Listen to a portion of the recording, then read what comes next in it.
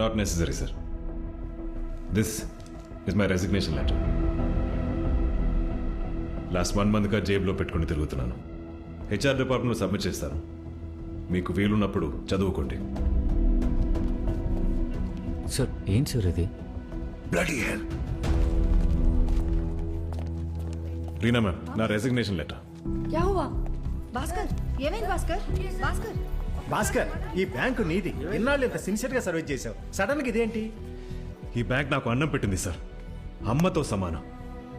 అమ్మకి అబద్ధం చెప్పడమే తప్పు. అలాంటిది మోసం చేయాలనుకోవటం పాపం.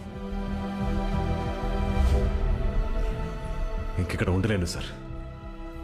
అందరికీ సెలవు.